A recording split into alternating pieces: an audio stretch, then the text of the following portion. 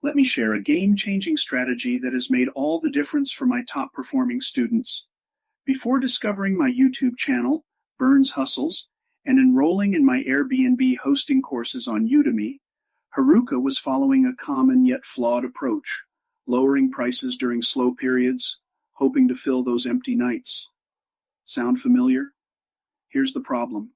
Relying on last-minute discounts teaches your guests to wait for deals. Here's how it works. You notice open dates creeping closer. You panic and slash your prices by 20–30%. Guests pick up on this pattern and hold out for discounts. Early bookings start to dry up. The cycle repeats. It's frustrating, draining, and quietly eating away at your revenue. But there's a smarter way.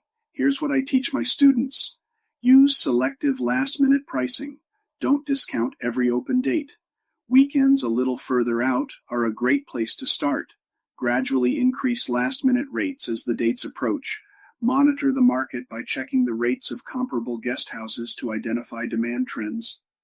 This exact strategy helped Haruka boost her average daily rate, ADR, by 50%, and that's just the beginning.